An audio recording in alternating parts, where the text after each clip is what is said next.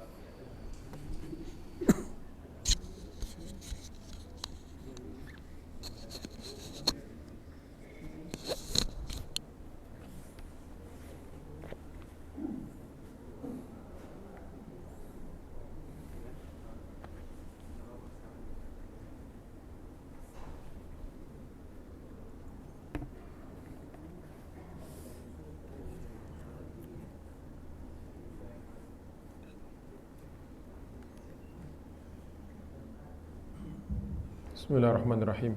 Assalamualaikum warahmatullahi wabarakatuh. Alhamdulillah, salatu wassalamu ala rasulillah wa ala alihi wa sahbihi wa mawalah. Ashhadu an la ilaha illallah wahdahu la syarika lah wa ashhadu anna muhammadan abduhu wa rasuluh la nabiyya ba'dah. Allahumma fassalli ala hadhan nabiyil karim sayyidina wa maulana Muhammadin wa ala alihi wa sahbihi wa man tabi'ahum bi ihsanin ila yaumiddin. Amma ba'd. Alhamdulillah, pada hari ini kita akan membahas sebuah tema yang mungkin cukup relevan dengan akhir tahun, ketika kita banyak mengevaluasi kinerja atau mengevaluasi capaian-capaian kita selama 1 tahun belakangan ini, dan ada masalah-masalah mungkin yang tidak bisa kita pecahkan atau masih menunggu waktu untuk bisa kita selesaikan di tahun berikutnya, tahun 2025. Kebetulan hari ini adalah tanggal 22 Jumadil Akhirah. Jadi 2 bulan lagi kurang lebih kita akan menemui 2 bulan setengah ya. 2 bulan 10 hari lagi lah kurang lebih kita akan bertemu dengan bulan suci Ramadan. Jadi banyak yang kita nanti-nantikan di tahun 2025 ini. Di antaranya adalah berbagai kesempatan kita untuk mewujudkan apa-apa yang belum bisa kita wujudkan di tahun ini. Jadi judulnya adalah mengatasi masalah besar. Dikasih kiat di situ supaya kita bisa mengambil sisi praktisnya. Sedangkan studi kasusnya itu adalah Sultan Muhammad Al-Fatih. Tadi nggak disebutkan di penjelasan. Analisis sejarah pembebasan Konstantinopel. Slide-nya sudah tampak belum? Sudah tampak di layar Baik, di slide pertama isyarat penguatan dan keteguhan. Jadi kota Konstantinopel itu ibu kota Kekaisaran Bizantium itu pertama kali disebutkan Nabi di tahun ke-5 Hijriah. Ketika kaum muslimin waktu itu berhadapan dengan satu masalah besar, yaitu pengepungan orang-orang musyrikin Quraisy yang datang ke Madinah untuk menyerangi Rasulullah, mengepung kota Madinah itu di tahun ke-5, peristiwa yang kita kenal sebagai Perang Khandaq. Di dalam salah satu episode penggalian parit sebagai bagian dari perbentengan atau pertahanan kota Madinah itu, Rasulullah bersabda, "La tuftahannal Qustantinia fala ni'mal amir amiruha wala ni'mal jais dalikal jais." Hadis dari Abdullah bin Muhammad, dari Zaid bin Hubab, dari Al-Wahid bin Mughirah, dari Abdullah bin Bushr Al-Khathami, dari ayahnya, bahwa Rasulullah bersabda, kalian pasti akan membebaskan Konstantinopel. Fala ni'mal amir amiruha, sebaik-baik pasukan sebaik pemimpin adalah pemimpin yang membebaskan itu. Wala ni'mal jais, sebaik-baik pasukan yang hidup di zaman itu dalikal jais, yang ikut serta di dalam pembebasan Konstantinopel. Nah, hadis ini kemudian menjadi salah satu inspirasi bagi kaum muslimin untuk menyampaikan, menyebar luaskan Islam bahkan sampai ke penjuru dunia, bukan hanya Konstantinopel. Di slide yang kedua, ini adalah perjalanan yang paling awal kaum muslimin sampai ke kota Konstantinopel, jauh sebelum era Kesultanan Turki Utsmani atau Muhammad Fatih ya. Jadi banyak sahabat seperti misalnya yang tercatat di dalam sejarah itu, seperti Ummu Haram bintu Milhan, istri dari Ubadah bin Samit. Ini dua-duanya sahabat Nabi SAW.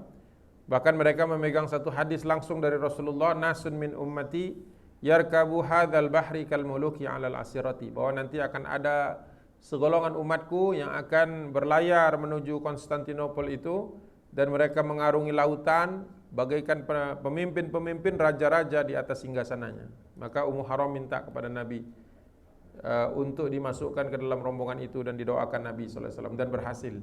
Setelah itu adalah Muawiyah bin Abi Sufyan, ya, sampai ke Pulau Rudus, tadinya ke Pulau Siprus. Kalau kita lihat di peta itu, petanya di slide kedua, nah itu visualisasi, karena yang tinggal yang menyimak di sini kan nggak ngelihat petanya. Nah ini kira-kira petanya dari Beirut, ya, Beirut sekarang, dari Beirut kemudian ke Larnaca, dari Larnaca ke Rudus, dari Rudus ke Erdek, baru dari Erdek ke Konstantinopel yang sekarang kita kenal sebagai Istanbul. Ya. Jadi ini perjalanan jauh, dan kaum muslimin waktu itu bukanlah pelayar-pelayar ulung, jadi mereka sudah berani mengambil resiko-resiko ke navigasi, ke resiko-resiko. Ini tipikal manusia yang generasi-generasi awal yang mereka itu tidak takut dengan tantangan. Ya, mungkin kalau kita sekarang disuruh berlayar ke tempat yang kita tidak tahu, mungkin kita juga tidak berani. Tapi dahulu kaum muslimin, bahkan mereka suami istri ada yang berangkat sendirian, ada yang berangkat usia seperti Abu Ayyub Al-Ansari, usianya sudah 90-an tahun, masih berlayar. Berarti benar sekali ketika Rasulullah mengatakan kal muluki alal asirrati, seperti raja di atas singgasananya. Ya. Nah, kisah ini menjadi inspirasi setiap angkatan, setiap zaman sampai ke Turki Utsmani. Ya. Jadi tahun 600, 700, 800, 900, 1000 Masehi ya. 1000, 100, 1200, 1300, 1400, berarti 900 tahun, 9 abad baru bisa terwujud. Jadi kalau kita bicara program jangka panjang, ini jangka panjang sekali. Ya. Indonesia aja belum 1 abad kan. Tapi hadis Nabi itu butuh waktu 9 abad untuk mewujudkannya. Masya Allah. Cita-cita yang sangat terjaga. Ya. Indonesia ini kan nanti 2045 ya, baru 100 tahun katanya Indonesia emas. Nah, mudah-mudahan kita bisa ada prestasi yang membanggakan, gitu ya, capaian-capaian besar. Gitu. Jadi yang pertama kali sebenarnya adalah siapapun yang nantinya membebaskan Konstantinopel, ketika itu belum ada yang tahu di generasi siapa, belum ada yang tahu berapa lama, dibebani dengan beban yang besar, yaitu bahwa kata Nabi nanti dia menjadi pemimpin yang terbaik, sekaligus juga menjadi memimpin pasukan yang terbaik. Gimana caranya menyiapkan itu? Tentu saja yang paling utama itu adalah semua cita-cita kita itu harus dilandasi atas keikhlasan ya, atau kemurnian tujuan karena Allah Subhanahu wa taala. Karena kita itu diciptakan untuk beribadah, jadi hamba Allah. Wa ma khalaqtul jinna wal insa illa liya'budun. Jadi kalau kita tanya sepanjang perjalanan ini apakah orang ini kepengen jadi pejuang atau kepengen jadi pahlawan atau kepengen jadi apa yang terkenal, tidak ada. Mereka itu semata-mata ingin menjadi bagian dari wala ni'mal jais zalikal jais. Mereka ingin menjadi rombongan terbaik di zamannya. Walaupun mereka sendiri tidak tahu apakah di zaman mereka atau di zaman yang akan datang. Kita juga begitu. Ya, kalau kita berkaca kepada Palestina, ya kan, lagi sulit-sulitnya sekarang ini, tapi ternyata ada kabar gembira bahwa Suriah berhasil dibebaskan dari penguasa sebelumnya yang sangat zalim. Dan ini memberi harapan bahwa kalau Suriah saja yang sudah sekian puluh tahun itu bisa kembali kepada aslinya, ya, mana Suriah itu merupakan negara yang sangat berpotensi untuk membantu saudara-saudaranya di Palestina, maka ini secercah harapan. Dulu juga sahabat satu berangkat sampai sini, berangkat lagi lebih jauh lagi, itu memberi harapan. Ya.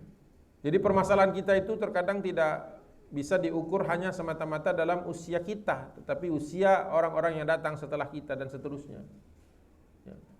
Bisa saja kita punya cita-cita, akhirnya baru bisa diwujudkan oleh anak kita. Sejadi, ya kan? Nah, kita tidak bisa memastikan bahwa semua yang kita inginkan itu terjadi di zaman kita, enggak juga. Sama ketika saya juga nggak nyangka itu Suriah bisa secepat itu tumbang, gitu, misalnya gitu. Nah, di masa kita ini aja yang masih hidup ini saja kan kita mengalami masa Covid, kita mengalami masa macam-macam sekali. Ya. Nah, itu banyak sekali peristiwa-peristiwa besar yang kita tidak tahu. Ya, ternyata terjadi. Nah, di slide berikutnya ini ada foto saya. Foto saya bersama guide Mr. Mustafa. Saya berhenti mundur satu slide dulu.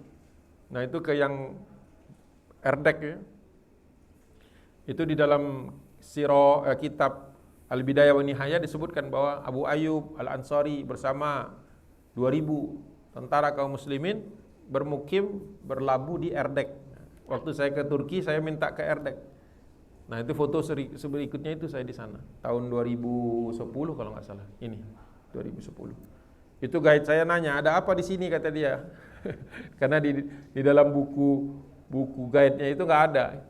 Ya, karena kan orang-orang Turki ini kan baru-baru saja ini tertarik kepada wisata sejarah muslim kan. Sebelumnya mereka sekuler. Republik Turki itu kan sekuler. Taunya mereka ya ke pantai itu ya untuk berjemur gitu.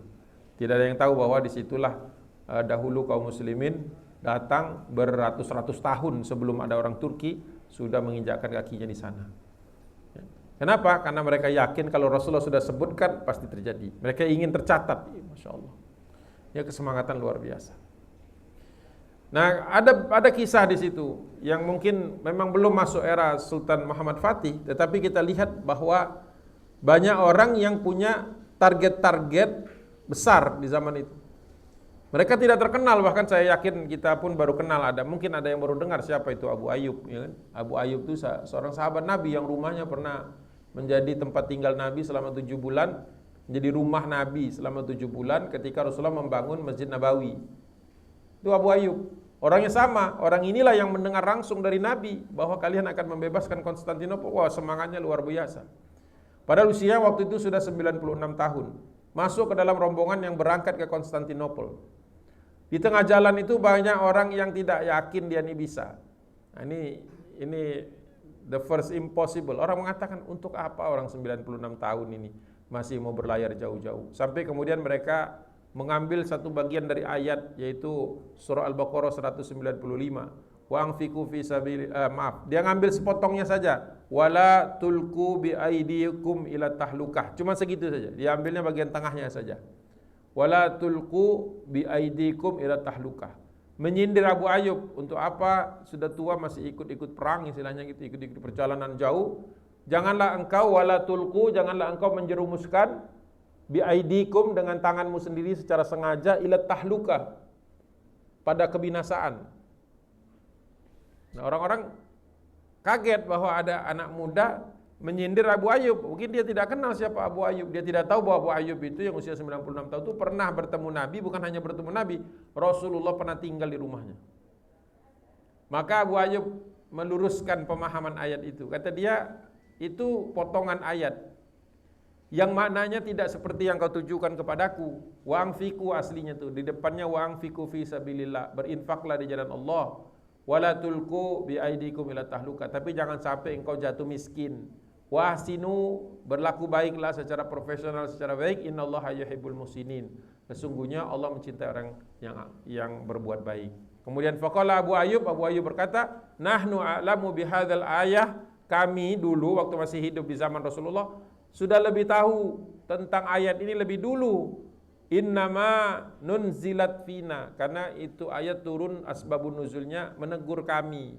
Bukan menegur kami begitu semangat di usia tua untuk melakukan perjalanan fisabilillah, tapi menegur kami ketika kami masih muda. Tapi kami sudah ingin, karena waktu itu setelah Fatu Mekah, ingin minta izin kepada Nabi agar kami diberikan break, diberikan istirahat, diberikan waktu cuti. Hampir saja Rasulullah memberikan, karena kami memang sudah lama membersamai Rasulullah. Sudah lama membersamai Rasulullah, minta izin, ya Rasulullah boleh enggak kami izin sebentar tidak ikut ekspedisi, tidak ikut peperangan dan sebagainya. Kami ingin kembali istilahnya mengumpulkan pundi-pundi supaya nanti bisa dipakai lagi untuk perjuangan berikutnya. Hampir saja diberi izin sama Nabi. Tapi Allah turunkan ayat ini, wa anfiqu fi sabilillah. Dalam keadaan miskin pun tetaplah berinfak di jalan Allah. Wala tulqu bi aidikum ila tahluka, tapi jangan sampai engkau melarat. Wa ahsinu, berbuat baiklah, innallaha yuhibbul muhsinin. Akhirnya pemuda tadinya mau menyindir Abu Ayyub, ternyata oleh Abu Ayyub dikoreksi. Ya. Jadi terkadang kita melihat ada sesuatu yang tidak mungkin diwujudkan, kita mengukur dengan diri kita, wah saya aja nggak bisa apalagi dia. Nah itu nggak boleh dalam Islam. Tidak boleh kita meremahkan orang lain, merendahkan orang lain dengan asumsi bahwa kalau kita nggak bisa dia pasti nggak bisa. Kita tidak tahu kelebihan dia, kita tidak tahu kemuliaan dia. Ya. Seperti halnya yang tercatat di dalam tarikh Imam At-Tabari ini dan tarikh tafsir Ibnu Katsir ini, bahwa Abu Ayyub pernah disindir dengan ayat, padahal ayat itu dulu turunnya ya terkait dengan mereka. Ya. Inilah kehebatan orang-orang zaman dahulu. Ketika dikasih tugas-tugas yang berat, mereka itu tidak surut ke belakang. Kita kadang-kadang ada masalah sedikit sudah mundur, sudah nyerah, ya. Jangan sampai kita seperti itu. Ini poin pertama yang penting sekali. Dan hadis ini, riwayat ini sering sekali diulang-ulang oleh gurunya Muhammad Fatih. Jadi Muhammad Fatih dari kecil, sebelum Konstantinopel dia bebaskan, dia pimpin pasukannya, itu sering diceritakan kisah ini. Kalau saya bawa rombongan ke Turki kemarin dari umroh bawa ke Turki juga, saya kalau waktunya lebih dari 5 hari saya bawa ke pantai ini. Kalau cuma 3 hari saya bawa ke makam Abu Ayyub saja. Itu ceritanya dipersingkat. Tapi ada rombongan yang pernah sampai sini ada, karena perjalanan hampir 8 hari di sana dan tidak dengan umroh. Ya, karena saya kadang-kadang mikir juga kalau dengan umroh itu jamaah udah capek duluan. Sudah habis energinya di umroh, mau ke Turki itu udah ngantuk-ngantuk, udah capek-capek, apalagi kalau sudah tua. Jadi mungkin ke depan saya pisah saja. Yang mau umroh, yang mau jalan-jalan untuk belajar sejarah dengan saya, silahkan. Ya. Nampaknya kalau digabung itu berat. Jadi itu yang kedua. Yang ketiga, ketika sampai ke kota Konstantinopel, itu bentengnya luar biasa besarnya. Abu Ayyub ketika sampai ke sana, di slide berikutnya. Nah, ini peta Konstantinopel. Kota Konstantinopel itu memang ternyata menghadapinya itu nggak gampang. Kalau kita pernah berjalan di luar kota tuanya itu, ada benteng itu tinggi sekali, 3 lapis, dan itu untuk sampai ke situ tidak mudah. Bayangkan di zaman itu belum ada teknologi meriam dan sebagainya di zaman Turki, di zaman Abu Ayyub ya. Sehingga ketika mereka menyaksikan itu, ya Allah, apa benar ini? Kalau kita mungkin melihatnya, waduh ini mission impossible ini. Ya kan? Karena bentengnya ya 3 lapis, tinggi-tinggi, di seberang sana mereka punya pelontar api, pelontar apa namanya? Batu, sedangkan kaum muslimin datang dengan peralatan seadanya. Tapi apa yang dimiliki oleh kaum muslimin yang tidak dimiliki oleh orang-orang Bizantium adalah keyakinan akan kebenaran nubuah dari Nabi SAW. Ya. Ya. Syahidah Abu Ayyub Badran, bahwa kita tahu Abu Ayyub itu pernah ikut serta di dalam peperangan Badar. Tsumma lam yakhtalif an ghazwatin. Ya, tidak pernah setelah itu dia lewat sekalipun dalam perjuangan kaum muslimin al-muslimina illa fi ukhra, kecuali sekali saja, ya illa aman wahidan, 1 tahun saja. Jadi beliau itu selama berapa? 96 tahun ya dia hidupnya. Masuk Islam usia 47. Berarti hampir 50 tahun, hampir setengah abad dia itu berislam. Tapi dalam 50 tahun itu cuma setahun dia yang absen. Selebihnya selalu ikut, Rasulullah kemana pun ikut. Setelah Rasulullah wafat, Abu Bakar yang memimpin umat Islam ikut juga Abu Bakar. Setelah Abu Bakar wafat, kemudian rombongan Umar bin Khattab ikut juga Khalifah Umar. Bahkan ketika Umar meninggal dunia, kemudian digantikan dengan Utsman bin Affan, beliau juga ikut. Sampai peristiwa fitnah dibunuhnya Utsman bin Affan, beliau ada di situ teguh, tidak terpengaruh. Sampai Ali bin Abi Thalib, beliau juga masih hidup, membela Ali bin Abi Thalib dari celaan orang-orang Rafidhah, orang-orang yang kemudian kita kenal sebagai Khawarij. Setelah itu berganti era, muncul Muawiyah bin Abi Sufyan, beliau ikut juga. Nah, di zaman Muawiyah itulah beliau berangkat ke Konstantinopel. Berapa pemimpin dia sudah lalui? Rasulullah SAW, Abu Bakar, Umar, Utsman, Ali, Muawiyah, 6. Panjang sekali usianya. Kalau kita dikasih usia 96 tahun ya, itu masih sehat, nggak nyusahin orang, kemana masih bisa jalan sendiri, itu udah bagus banget. Ya, udah bagus banget. Sekarang banyak orang, anak-anak muda 40 tahun udah cuci darah. Ya, kalau kita ke rumah sakit itu bagian hemodialisis itu, lihat usia-usia, tanya aja kepada ininya itu, apa namanya? Kepada susternya itu, suster, sekarang orang yang cuci darah nih rata-rata usia berapa? Kalau dulu 60, 70 gitu ya baru cuci darah. Kalau sekarang 30, 40, kenapa? Kebanyakan minum manis, minum saset, minum soda. Nah, itu kalau sering-sering begitu, nggak lama itu barang di dalam itu, ya, jebol juga pasti. Kenapa saya ceritanya belok sedikit ke situ? Karena umat Islam ini kan umat Islam itu tugasnya lebih banyak. Dia bukan hanya ngurus dirinya sendiri, tapi ngurus keluarga aja, ngurus umat ya, dan seterusnya. Jadi kita tidak bisa sekedar melihat kehidupan kita pendek. Kita harus banyak manfaatnya, kita harus sehat untuk menjadi bermanfaat. Rasulullah bersabda kan, khairukum anfa'uhum linnas. Yang paling bagus di antara kalian itu yang paling banyak mendatangkan manfaat. Ya. Jadi kita berharap usia panjang, sehat, manfaatnya banyak. Nah, ketika mendarat di depan Konstantinopel itu, Abu Ayyub, Masya Allah, belum pernah dia melihat benteng sebesar itu. Di Madinah waktu itu belum ada benteng. Kalaupun ada benteng yang menyerupai sedikit saja di Damaskus, tapi sahabat itu tidak lewat Damaskus, lewat Beirut mereka, langsung berlayar. Ya. Jadi ketika melihat seperti ini, mereka tidak takut. Ya. Mereka tidak takut. Mereka itu tidak bisa dimatikan semangatnya. Kenapa? Karena mereka itu adalah orang-orang yang selalu terinspirasi.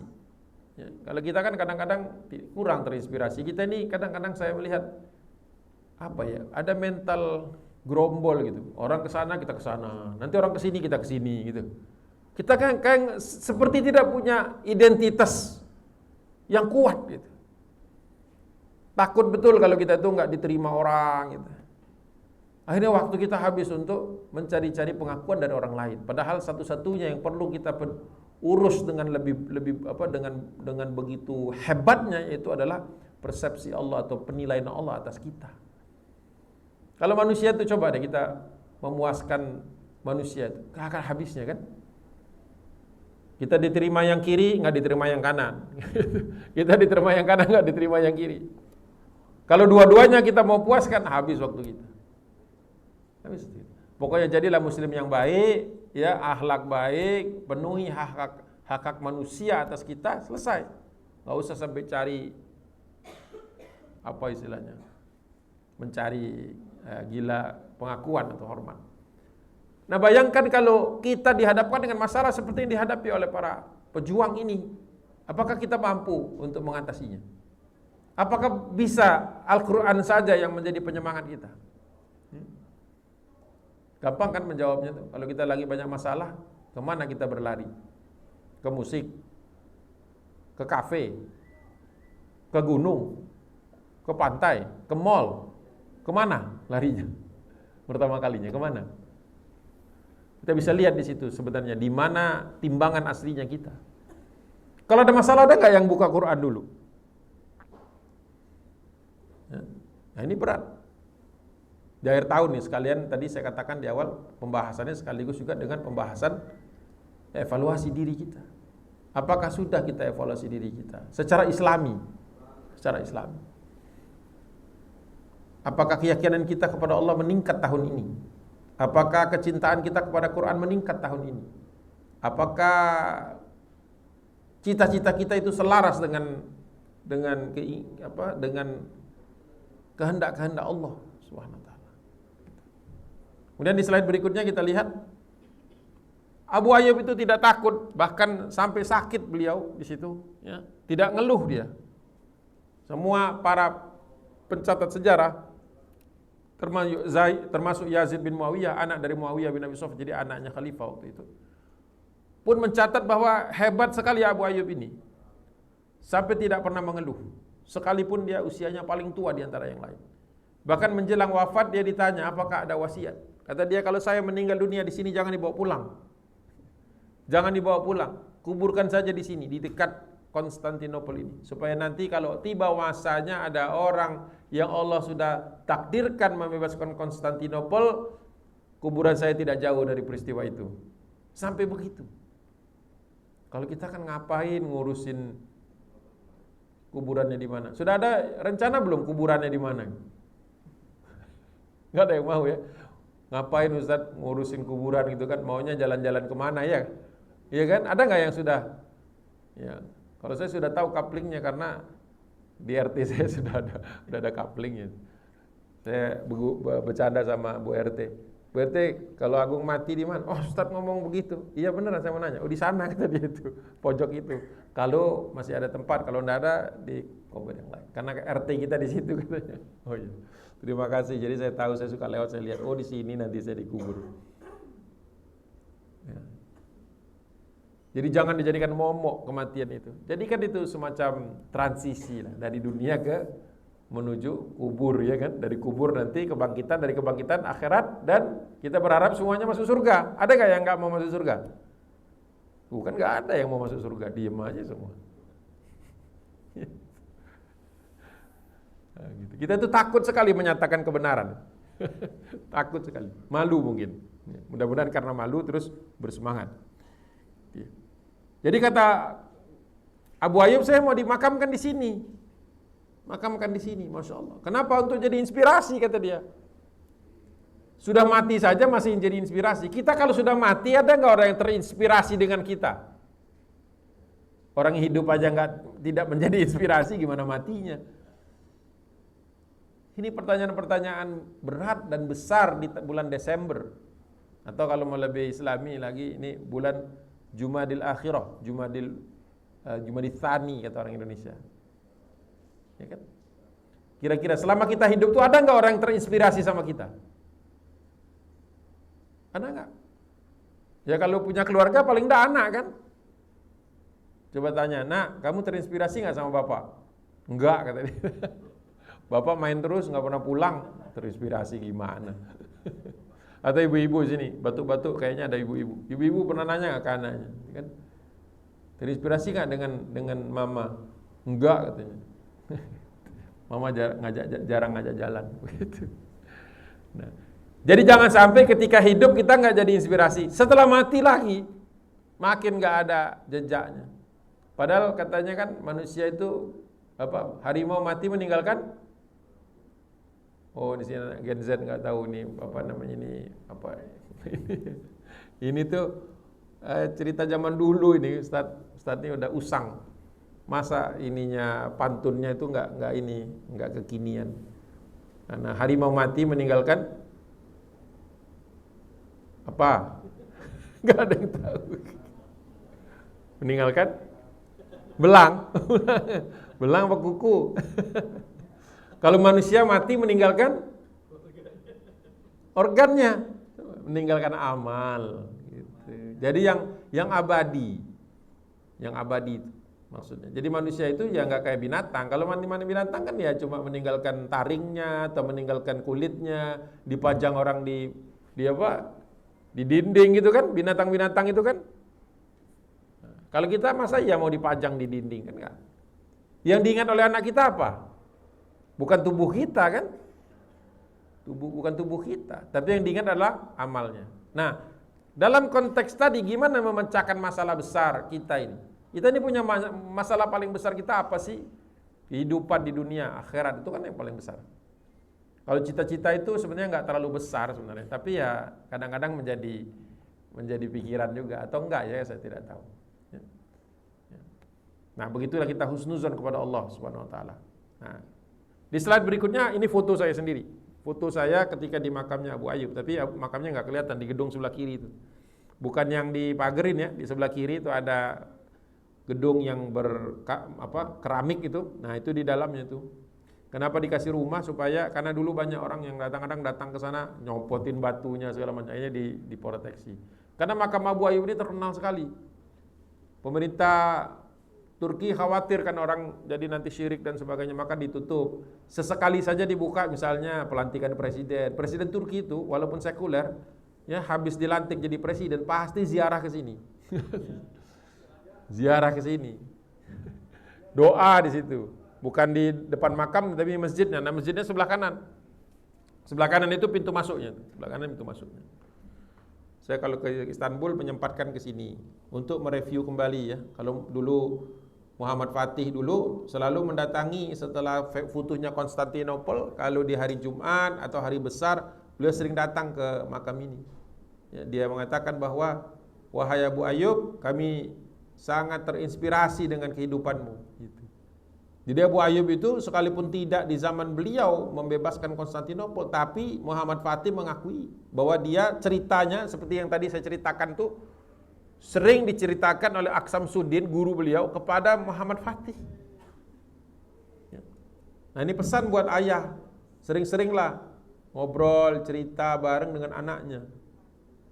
Ya, sekali-kali kalau sama anak tuh gadgetnya dilepas dulu gitu.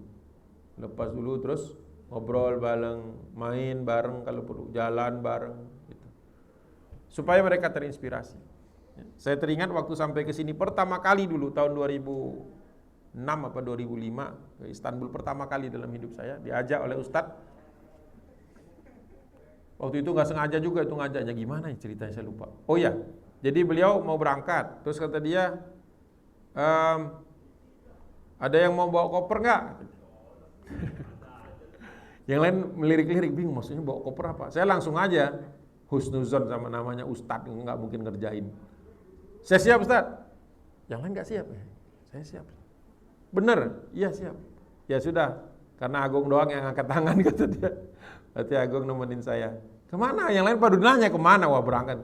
Kemana? Ke Istanbul katanya. Yang lain nyesel jadi. Alhamdulillah saya itu. Padahal di sana nggak perlu bawa koper dia. Sudah ada orang yang disuruh sama dia. Cuma ngetes aja. Mau nggak bawa koper? Ya, kalau kita mikir kalah cepat. Mikir.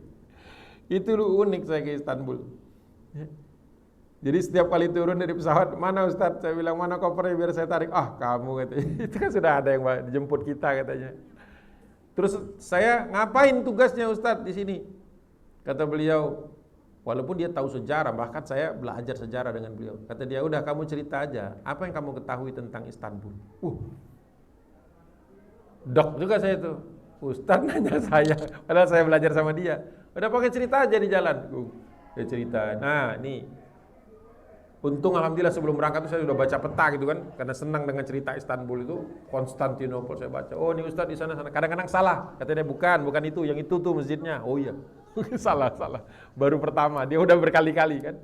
Tapi kata dia baru kali ini ada orang saya bawa ke sini bisa cerita 80% benar sudah.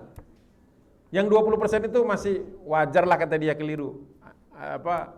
Kamu kan baru sekali ke sini. Kalau kamu udah berkali-kali pasti nggak salah lagi. Jadi salahan masih boleh gitu, masih normal. Wah, aduh senangnya. Dipuji sama ustadz itu lebih enak daripada dipuji sama jamaah. Serius. Keringat dingin juga itu. Nah, beliau ngingetin waktu di sini, kullu nafsin di mana tadi gambar? Nah, kullu nafsin dha'iqatul maut, fa innama tuwaffawna ujurakum yaumal qiyamah. Wa man zuhziha 'anil nar wa udkhilal jannata faqad faz. Wow, mengiang-iang. Setiap yang bernyawa pasti mati. Ayat itu maksudnya begitu. Hanya di surga saja amalan kita disempurnakan balasannya. Fa innama tuwaffawna ujurakum yaumal qiyamah. Wa man zuhziha faman zuhziha 'anil nar, barang siapa kakinya selamat dari api neraka, wa udkhilal jannah, dan sudah dimasukkan Allah ke dalam surga, faqad faz, baru disebut dia berhasil. Ceritanya di sini lagi, baru enggak terasa saya air mata saya netes gitu ya. Udah diajaknya ke Istanbul, pulangnya umroh, itu macam-macam, haru biru gitu kan. Ternyata saya itu nggak harus narik-narik koper, padahal saya sudah siap mental, udahlah nggak apa-apa lah, jalan-jalan pertama ke Istanbul narik koper orang juga nggak apa-apa, koper ustadz ini kan, gitu, kasarnya begitu. Kalau sekarang saya tawarkan, siapa yang mau narik-narik koper, pasti ragu-ragu. Kenapa? Takutnya cuma dari sini ke Senen gitu. Itulah kita kurang yakin dengan ustadz-ustadz kita. Nah, saya yakin betul. Siap, yang lain nggak berani. Yang lain masih mikir mau kemana, mau macam-macam alasannya. Kalau saya siap, mau kemana? Alhamdulillah saya waktu itu bilang siap ya. Masya Allah. Jazakumullah khairan jaza. Ya. Allahumma fir lahu warhamhu wa'afihi wa'fu anhu wa akrim nuzulahu wa wasi' madkhalahu warfa' darajatahu fil mahdiin wa khlufu fi aqibil ghabirin wa qfir lana wa lahu ya rabbal alamin wafsalahu fi qabri wa nawir lahu fihi. Beliau meninggal dunia tahun 2020. Masya Allah. Pelajaran berharga ya. Ayub Sultan. Baik, slide berikutnya kosong. Slide berikutnya lagi cerita Muhammad Fatih. Nah, Muhammad Fatih lahir di Edirne. Ibunya lahir di Deurkane. Ayahnya lahir di Amasya. Bapak ibunya lahir di sisi Asia dari Turki. Beliau lahir di Eropa. Sultan lahir di Eropa. Orang Turki tapi lahirnya di Eropa. Belajar dari bapaknya, belajar dari ibunya. Jadi kedua orang tuanya itu guru. Maksudnya guru itu menjadi guru bagi beliau. Nah saya tanya di rumah, anak itu belajar sama kita apa enggak? Bapak ibu jadi guru anak enggak? Nah harus ditanya itu. Anak itu belajar dari kita apa? Minimum belajar anak itu dari kita itu huruf.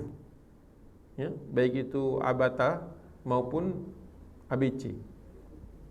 Karena itu selalu dipakai sama dia. Kita dapat amal jariah. Jangan hal-hal yang basic itu kita kasih ke guru. Harus kita yang ngajarin. Ya. Baca Quran pertama kali harus kita yang ngajarin. Sholat pertama kali harus kita yang ngajarin. Wudhu pertama kali harus kita yang ngajarin. Sodako pertama kali kita yang ngajarin. Zakat yang pertama kali kita yang ngajarin. Berjuang di jalan Allah kita yang ngajarin. Jangan kasih orang lain. Jangan kasih orang lain. Supaya nanti mengalir dari anak kita pahala-pahala tanpa mengurangi pahala anak itu. Jangan seneng ya kalau ada guru ngajar gitu. Kecuali ilmu-ilmu yang ya tadi, yang tambahan. Ilmu alat, ilmu dasar, survival orang tua. Survival ayah. Awas nih, banyak anak tumbuh fatherless. Apa fatherless itu? Bukan featherless. Kalau featherless nggak punya bulu. Tapi kalau fatherless apa? Tanpa ayah, punya bapak biologis, tapi bapaknya tidak pernah mengisi relung hati pejuang di dalam anak. Anak laki-laki itu punya relung hati pejuang yang hanya bisa diisi sama bapaknya, kalau bapaknya ngerti. Kalau enggak nanti diisi sama orang, entah kita nggak tahu, lemah gemulai, penakut. Tanggung jawab. Gimana dia mau menghadapi masalah-masalah yang besar, bisa menghadapinya dengan baik kalau orang tuanya nggak pernah menyuntikkan kesemangatan di dalamnya. Nah ini peran ayah tadi. Peran ayah dan ibu dari Sultan Mehmed ini, Masya Allah. Ibunya Hafizoh, bapaknya pemimpin. Ya. Lebih banyak waktu di luar, tapi ketika waktu pulang beliau itu dekat. Beliau lahir tahun 1432 di Edirne. Edirne itu ibu kota Turki Utsmani yang kedua. Awalnya Bursa nama kotanya itu. Bursa terus pindah ke Edirne. Di Edirne itulah beliau dihadapkan kepada tantangan pertama. Ya, jadi cerita yang kedua kalau urutannya ini. Tantangan pertama beliau itu adalah membuktikan bahwa dia itu layak jadi pemimpin. Layak jadi. Anak kita jangan dikerdilkan ya. Jangan bilang, udahlah kamu nggak bakal bisa jadi itu. Jangan dipatahkan semangatnya. Karena kalau kita patahkan semangatnya, dia nggak punya cita-cita yang tinggi. Anak itu harus diajarkan bahwa cita-cita harus tinggi. Ya, tidak ada yang impossible. Ya, tidak ada yang impossible. Nah ini yang dia dapatkan dari gurunya, dari orang tuanya. Kemudian masa kecilnya di slide berikutnya, ayahnya itu sibuk berperang, ya, memadamkan kadang-kadang pemberontakan lah di mana, Masya Allah. Sekali waktu beliau itu pernah pulang, udah kelamaan, Mehmed itu ini. Kecewa sama bapaknya, ya, kecewa sama bapaknya, ya. Ya. Kecewa sama bapaknya, jarang pulang, marah dia, marah dengan ayahnya. Setelah marahnya mulai reda, didatangi sama gurunya. Kata gurunya, kenapa kau marah sama bapak? Kata dia, bapak itu tidak hadir, terutama ada masa kesulitan gitu ya, bapaknya tidak hadir. Bapak tidak ada di sisiku, kata dia. Terus ditanya sama sama gurunya itu, tanya balik, kau tahu nggak bapakmu di mana? Kemana? Ngapain? Nggak tahu. Pokoknya kau marah karena dia tidak ada. Iya. Bahwa bapakmu tidak hadir di saat-saat genting itu karena dia sedang mengurus negara ini. Kalau dia memilih pulang untuk mengurus dirimu dan tidak memimpin pasukan itu, dan pasukan itu kalah tanpa pemimpinnya yang seperti ayahmu, maka lebih banyak lagi orang yang kehilangan ayahnya. Wah, itu berbekas sekali di hati. Beliau dibesarkan di lingkungan yang sangat strict, disiplin tinggi, ada jamnya. Kayak di pesantren itu, jam sekian bangun, jam sekian sholat, jam sekian belajar, jam sekian terus gitu. Jamnya itu ketat, makanya disebut harim. Nah, ya. Neneknya masih hidup, ibunya masih hidup. Itu orang yang paling strength, paling ketat untuk urusan jadwal. Sehingga wajar kalau beliau itu usia 7-10 tahun itu, antara 7 sampai 10 tahun, ada yang mengatakan 8 sampai 10 tahun itu sudah hafiz. Karena strict. Kita udah puluhan tahun ya enggak hafal Quran itu. Padahal waktu kosong kita banyak. Buktinya apa? Masih sibuk main HP masih bisa. Ya, masih banyak waktu sibuk kita masih sempat tidur. Nah, itu. Jadi ternyata cara menghadapi masalah-masalah besar seperti Mehmed itu kan ketika dia diharapkan sama bapaknya, kakak-kakaknya ada yang meninggal kena wabah. Nah ketika dia diharapkan oleh ayahnya untuk mengambil tampuk kekuasaan untuk meneruskan perjuangan, wah itu berat itu. Gak gampang ya. Kalau kita kan Cuma sekedar lulus SD, lulus SMP, lulus SMA. Pernah gak Bapak kita ngasih beban di usia-usia sekolah itu? Nanti kamu besok harus mimpin negara, gak ada. Jadi berat sekali bagi Muhammad Fatih. Tapi apa kiat beliau? Satu, dia punya ibu. Jadi dia selalu merujuk kepada ayah dan ibunya. Terutama ibunya. Ibunya pendiam, tidak terlalu banyak bicara. Jadi dari ibunya dia belajar bahwa untuk mengatasi masalah-masalah besar itu terkadang memang tidak ada orang yang bisa kita ajak ngomong kecuali Allah saja. Makanya salah satu kiat yang paling utama dan banyak dilakukan oleh para ulama adalah ketika kita menghadapi masalah itu adalah kita kepada Allah dulu. Ambil air wudhu kalau belum, langsung menuju masjid atau musola dan langsung melaksanakan 2 rakaat salat mutlak, salat sunnah mutlak. Setelah itu hadapkan diri kepada Allah SWT. Ya Allah, saya punya masalah ini. Atau kalau ada keinginan sesuatu, kita 2 rakaat lagi salat hajat. Ya Allah, saya punya kehendak begini, mudah-mudahan Engkau ridho, Engkau senang dengan ini. Ternyata kiat dia sederhana ya, bukan untuk sekolah yang tinggi-tinggi banget, bukan. Tapi yang paling penting, sekolah penting, tetapi yang paling penting itu adalah kita tahu kapan kita mengadu kepada Allah dan tidak kepada manusia. Mehmet itu sejak ditinggal ayahnya, kan ayahnya nanti meninggal dunia. Ketika meninggal dunia, beliau itu tertutup orangnya. Para sejarawan mengatakan bahwa beliau tertutup orangnya. Kalaupun terbuka hanya kepada guru. Jadi pemimpin begitu. Walaupun kadang-kadang beliau mengumpulkan para penasehatnya untuk masalah yang pelik, tapi untuk keputusan, pengambilan keputusan dia ambil sendiri dan beliau bersama dengan para gurunya. Itu diajarkan sama ibunya. Ibunya namanya Humahatun. Ya. Di slide berikutnya beliau sudah merantau dari dari Edirne ke Amasya, ke kota kelahiran ayahnya. Di situ disekolahkan, sekolah khusus Enderun.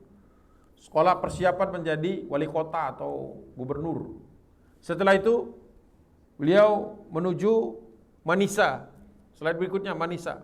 Nah, Manisa itu dulu kakaknya di situ juga sekolahnya. Jadi ada tempat-tempat pembelajaran, tempat-tempat dia mondok katakanlah kalau di Indonesia. Tapi mondoknya ini bukan hanya belajar ilmu agama, tapi juga belajar ilmu pemerintahan. Pemerintahan juga diajarkan. Jadi emang anak kita itu, saya itu kadang suka kaget aja. Anak-anak ini kan 8 tahun, 10 tahun, tapi sudah diajarkan macam-macam. Kita 8-10 tahun anak itu masih aja ngerengek-ngerengek. Mungkin kita kurang cepat mendewasakan anak-anak itu. Entah mungkin psikologi barat yang dipakai bahwa anak usia sekian belum saatnya dikasih beban, kasih lagi waktu sekolah sampai 12 tahun. Setelah itu kuliah lagi 4 tahun. Udah berapa usianya? Dulu para sahabat usia-usia muda sudah hafiz-hafizah, sudah menguasai banyak ilmu. Para tabiin juga begitu. Generasinya Muhammad Fatih saja itu usia-usia muda sudah diberikan tanggung jawab yang besar.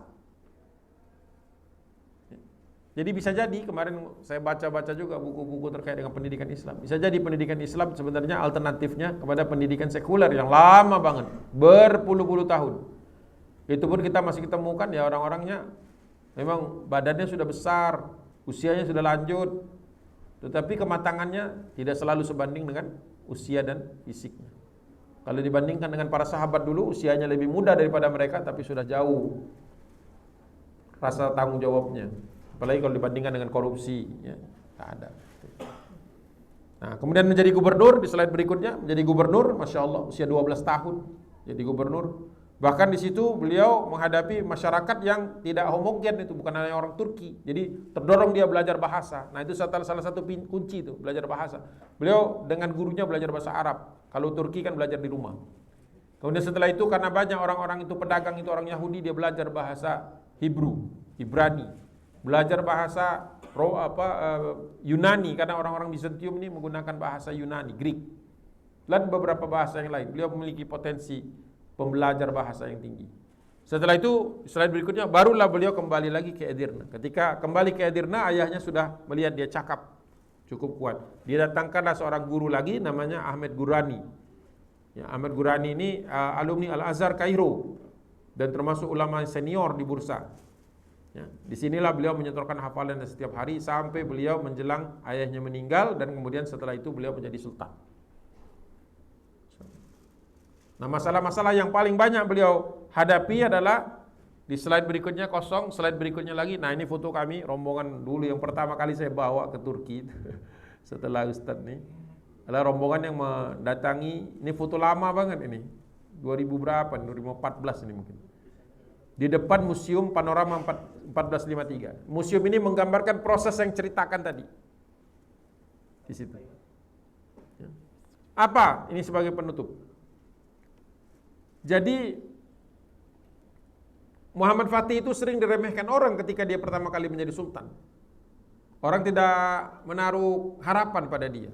Mungkin banyak musuh-musuh bapaknya juga bersekongkol di situ, ingin mematikan harapan atau kepercayaan diri. Tapi ternyata alhamdulillah bapaknya Sultan Murad kedua itu sempat membimbing langsung Mehmed itu.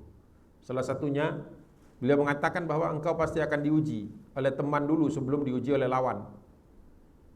Menarik ya kalimat itu.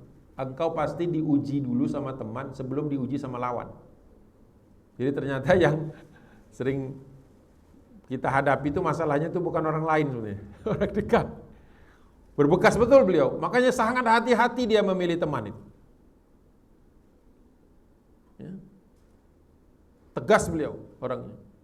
Maka ketika dia dikatakan apa bisa Mehmed membebaskan Konstantinopel, padahal bapaknya yang lebih hebat aja gak berhasil, kakeknya yang lebih hebat aja gak berhasil, kakek buyutnya hanya lebih hebat gak berhasil. Disebutkan tuh namanya Murad kedua, Mehmed ke-1, Mehmed 1 Celebi, Murad kedua, Abul Hayrat dan seterusnya ya. Disebut-sebut oleh orang-orang yang memang sejak bapaknya masih hidup itu sudah tidak suka.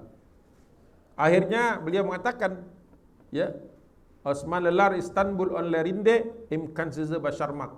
Saya ini kata dia sudah ditakdirkan akan berada di depan Istanbul, maksudnya Konstantinopel. Imkan size basharmak. Saya itu sudah disiapkan untuk mewujudkan yang memang mustahil. To accomplish the impossible. Masya Allah. Berani ngomong begitu ya. Anak usia belasan tahun. Bahkan nanti ketika usia 21 tahun ketika beliau berhasil benar-benar mewujudkan Konstantinopel itu sebagaimana hadis Nabi tadi la tuftahannal Konstantinia fala ni'mal amir amiruha wala ni'mal jais daikal jais. Ternyata beliau itu adalah orang yang memang terpilih, dipilih oleh Allah Subhanahu wa taala sebagaimana sabda Nabi sallallahu alaihi wasallam. Ya. Jangan berkecil hati kalau anak kita mungkin udah agak dewasa, udah besar ya belum sempat kita bimbing. Tapi kalau baru masih punya anak usia belum sekolah, prasekolah, nah itu kesempatan emas untuk membentuknya.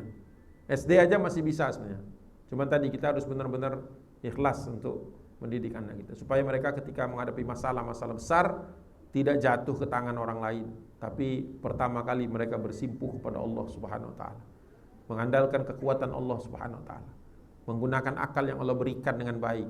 Mengikuti Al-Quran dan Sunnah Nabi SAW. Beliau ini Muhammad Fatih ini termasuk orang yang rajin salat malam.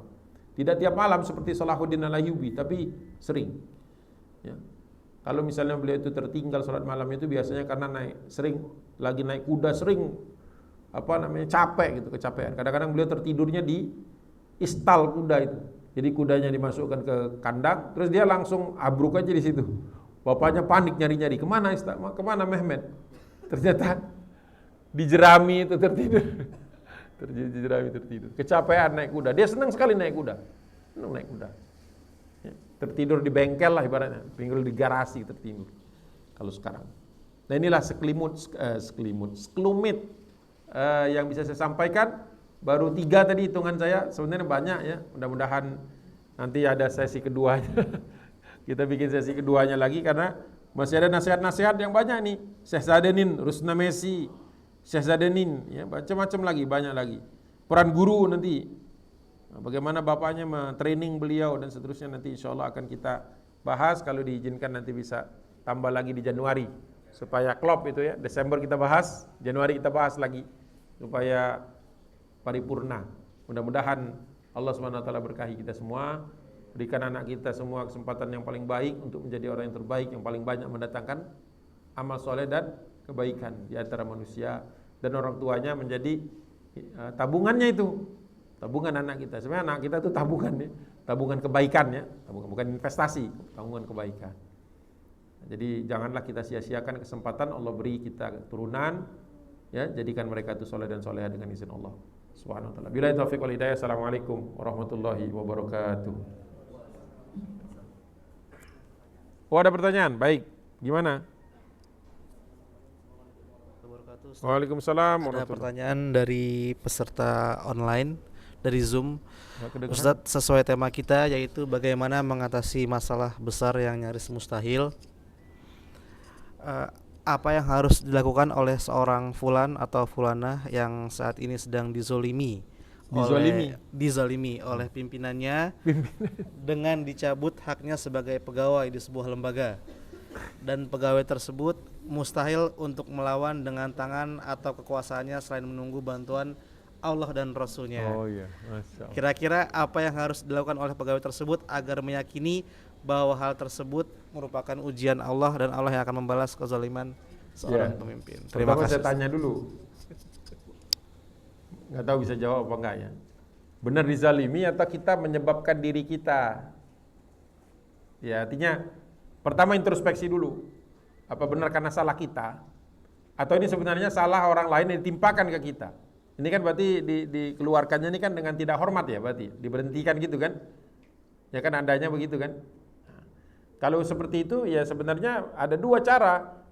Bisa menempuh jalur hukum, kalau nggak puas kan bisa. Kan ada ini, ada apa namanya, yang di Matraman itu apa namanya, gedung apa namanya itu yang apa sih namanya itu yang kalau kita mau menuntut ke negara itu apa? PT UN ya? Pengadilan Tinggi Tata Usaha Negara itu ya, bukan? Nah itu ada institusinya yang jelas, ada institusinya. Ya, institusi di mana kita bisa mengajukan katakanlah banding atau pengajuan atau komplain. Ada yang bisa ditempuh. Itu kalau kita mau. Jadi maka pertama kali kita introspeksi dulu. Salah kita atau salah orang yang diberikan ke kita. Kalau memang salah kita ya sudah terima. Anggap aja ini sebagai ujian supaya kita lebih baik lagi. Toh insya Allah hidup kan tidak harus dari satu tempat kan ya. Rezeki kan bisa banyak tempatnya. Itu pertama. Kalau misalnya ternyata kita dizalimi, ada dua pilihan lagi, mau fight atau tidak. Kalau mau fight ya berarti ya cari lawyer yang baik ya, atau cari lembaga bantuan hukum yang bisa gratis tuh, pro bono kan banyak itu. Ada yang suka bantu gitu, ada lawyer yang apa namanya sedang mencari, kan lawyer itu kan dikasih ini ya, dikasih target gitu ya, bahwa mereka sekian kasus gitu. Nah, sekian kasus dari yang ditargetkan itu harus pro bono, gratis. Nah itu bisa tuh. Tapi kalau punya uang mau cari yang profesional juga bisa. Nah, putuskan itu dulu. Baru setelah itu bersabar. Jadi bersabarnya itu bukan di awal, bersabarnya itu putuskan dulu. Kalau fight berarti ya bersabar dalam prosesnya, yang bisa jadi lama. Jangan bilang nggak bisa, bisa. Yang kedua, kalau memang ternyata kesalahan kita, ya bersabarnya introspeksi. Sambil mulai dari baru lagi mungkin sebuah karir atau sebuah usaha. Ya biasanya kalau misalnya kita dikeluarkan ya malaslah balik lagi ke situ pastinya kan. Nama sudah tercoreng dan sebagainya misalnya gitu. Ya, tapi tidak apa-apa, kita bisa mulai baru, kita bikin lagi baru, di tempat yang baru, mulai dari nol lagi, ambil pelajaran bahwa kita tadi melakukan kesalahan. Tuh. Jadi bersabarnya itu dengan berusaha. Ya mungkin perlu waktu sehari 2 hari untuk melakukan introspeksi gitu ya. Sambil betul-betul jujur apakah ini kesalahannya karena kita diri sendiri atau ada pihak lain. Nah, setelah itu baru putuskan untuk lanjut atau tidak. Nah, itu cara kita menghadapi. Dua-duanya boleh. Kita mengambil hak kita boleh. Kita melepaskan, ya sudahlah, saya tahu saya yang dizalimi, saya tahu saya itu benar tapi saya disalahkan. Saya serahkan kepadamu ya Allah. Ya sudah, kalau sudah seperti itu tutup buku. Jangan diungkit-ungkit lagi. Sudah serahkan betul saja kepada Allah SWT. Dan mulai kehidupan baru istilahnya, usaha baru, karir baru di mana terserah. Gitu. Jadi jangan sampai ngomongnya diserahkan kepada Allah tapi ngerutu terus. Tahu ngerutu nggak? Apa? Ngedumel. Ya kalau memang mau fight, ya fight aja, jangan ngomong-ngomong di belakang. Makanya tadi saya sebutkan ya, cari LBH atau hire lawyer. Hadapi aja, bisa jadi bosnya itu bisa kalah. Kita tuntut uang lah 12 miliar gitu. misalnya gitu. Bukan untuk balik ke situ, murah banget balik lagi, malas juga kita kan. Kita tuntut aja pencorengan nama baik gitu kan, pemulihan status gitu-gitu, kira-kira. Sudah itu kalau mau melecehkan adalah dendanya Rp1 saja. Rp1 saja. Kita yakin kita bisa hidup tanpa dari situ misalnya, itu kan jadi ada. Tapi kalau mau tuntut sekian miliar boleh juga, tidak ada masalah. Bukan uang haram gitu. Gitu mungkin pendapat saya. Ada respon nggak? Live kan? Baik, insya Allah. Ibu bapak? Nggak yang nanya? Bapak, ya udah semangat pak. Kalau bapak yang terzalimi bukan orang lain, insya Allah Allah tidak akan biarkan kezaliman itu berlalu begitu saja. Ya. Kalau bapak betul-betul dizalimi, dan insya Allah sumber rezeki banyak. Banyak orang malah justru kata dia hari pertama saya dipecat misalnya gitu, misalnya itu. Justru hari pertama saya terbuka wawasan saya. Jadi seseorang itu kadang-kadang suka takut-takut memulai bisnis itu karena dia masih bekerja pegawai statusnya. Begitu dia sudah bukan pegawai lagi, dia bisa all out pebisnis. Waduh, penghasilannya bisa lebih banyak daripada yang tempat yang dia keluarkan. Jadi jangan berkecil hati, kalau memang dizalimi pasti Allah punya rencana yang lebih baik. Itu insyaallah. Wallahu a'lam bishawab. Ada lagi? Cukup? Enggak ada lagi? Baiklah, mari kita sama-sama tutup dengan istighfar, astaghfirullahaladzim, dan kita tutup dengan doa kifaratul majlis. Subhanakallahumma wa bihamdika asyhadu an la ilaha illa anta astaghfiruka wa atubu ilaik. Billahi taufiq wal hidayah. Assalamualaikum warahmatullahi wabarakatuh.